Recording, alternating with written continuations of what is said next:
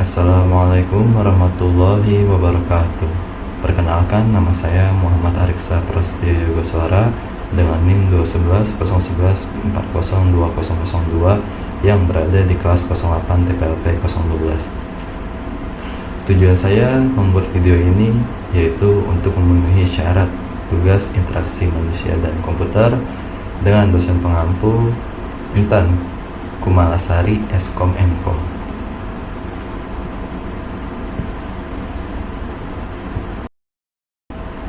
Di video ini saya akan menjelaskan materi tentang groupware.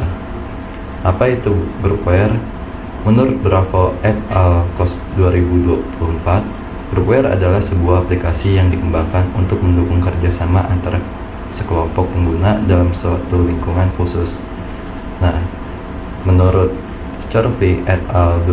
Tahun 2020, groupware merupakan sistem pembelajaran kolaboratif berbasis masalah yang dirancang untuk mendukung pendidikan pemrograman komputer. Sistem ini dilengkapi dengan berbagai alat kolaboratif, baik yang bersifat sinkron maupun asinkron, sehingga memungkinkan pelajar dan tutor untuk berinteraksi secara langsung maupun tidak langsung dalam mengembangkan kode sumber program secara bersama-sama. Di sini ada studi kasus yang mengenai groupware, di mana PT Sinergi Digital adalah sebuah perusahaan konsultan IT yang sedang berkembang pesat dengan 150 karyawan yang tersebar di 3 lokasi berbeda, yaitu ada Jakarta, Bandung, dan Surabaya. Tim proyek seringkali melibatkan anggota dari lokasi yang berbeda dan berinteraksi dengan klien dari berbagai latar belakang. Kolaborasi yang efektif menjadi kunci keberhasilan proyek-proyek mereka.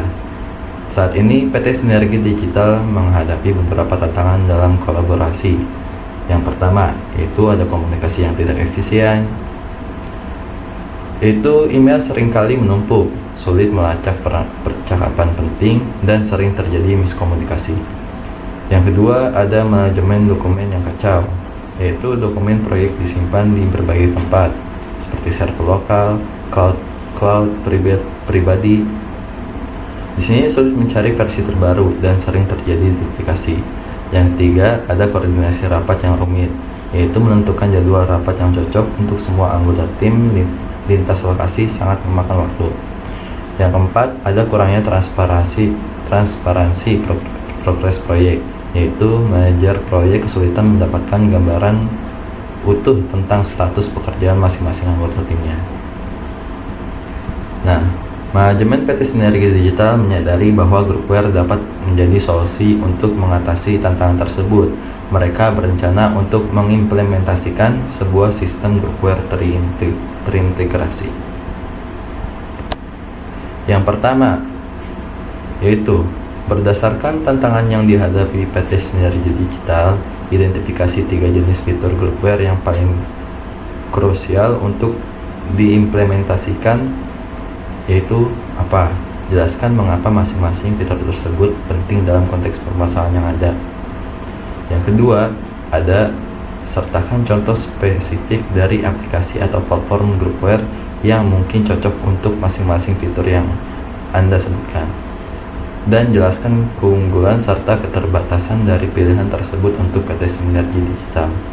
Yang ketiga, ada sebagai seorang calon sarjana yang akan menjadi bagian dari inovator di masa depan, analisis dan jelaskan secara singkat bagaimana pergeseran paradigma interaksi telah terjadi dari era Command Line Interface atau CLI menuju Graphical User Interface yaitu GUI, lalu ke Natural User Interface yaitu NUI, dan seterusnya. Menurut Anda, faktor-faktor kunci apa saja yang mendorong percepatan evolusi ini? Misalnya, kemajuan perangkat keras, kebutuhan pengguna, atau inovasi software. Nah, di sini saya akan menjawab 3 pertanyaan tersebut. Yang pertama, dengan pertanyaannya yaitu berdasarkan tantangan yang dihadapi PT Sinergi Digital, identifikasi 3 jenis fitur groupware yang penting dan urgent untuk diimplementasikan jelaskan mengapa masing-masing fitur tersebut penting dalam konteks permasalahan yang ada. Nah, di sini ada 3 fitur kan? Ada 3 fitur. Yang pertama yaitu fitur komunikasi terintegrasi, yaitu chat, video call, dan forum diskusi. Penting untuk mengatasi komunikasi yang tidak efisien antar anggota tim di lokasi berbeda. Fitur ini memungkinkan interaksi cepat, diskusi langsung, dan pengambilan keputusan secara real time tanpa harus menunggu meeting formal. Yang kedua, ada fitur manajemen tugas dan proyek, task assessment dan tracking. Untuk mengatasi kekacauan dalam manajemen tugas, dengan fitur ini, setiap anggota dapat melihat tugas mereka, deadline, dan progres kerja tim secara transparan. Hal ini meningkatkan koordinasi dan tanggung jawab individu. Yang ketiga, yaitu ada fitur dokumentasi terpusat dan kolaboratif, atau dokumen management dan collaboration tools. Diperlukan untuk menyimpan dan mengakses dokumen dari satu tempat, terutama karena banyak proyek dijalankan secara lintas lokasi. Versi dokumen yang selalu diperbarui mencegah kebingungan dan meningkatkan produktivitas. Selanjutnya saya akan menjawab pertanyaan nomor 2 yang sertakan contoh spesifik dari aplikasi atau platform groupware yang mungkin cocok untuk mengatasi fitur-fitur yang Anda sebutkan, dan jelaskan keunggulan serta kekurangannya untuk PT Sinergi Digital. Nah, di sini saya akan menjelaskan yang pertama yaitu keunggulannya. Keunggulannya yaitu ada beberapa keunggulan. Yang pertama yaitu ada terintegrasi dengan ekosistem Microsoft 365 seperti Word, Excel, Planner, dan SharePoint. Yang kedua, ada mendukung chat, video call, manajemen tugas, dan kolaborasi dokumen dalam satu platform. Yang ketiga, dapat diakses dari berbagai perangkat dan lokasi. Yang keempat, yaitu mudah digunakan dan didukung oleh banyak organisasi besar. Nah, selain keunggulan, di sini pasti ada kekurangannya. Yang pertama, yaitu biaya lisensi cukup mahal untuk penggunaan skala besar. Yang kedua, ada konsumsi bandwidth dan resource perangkat cukup tinggi. Yang ketiga, yaitu ada perlu pelatihan awal untuk pengguna yang belum terbiasa untuk menggunakannya.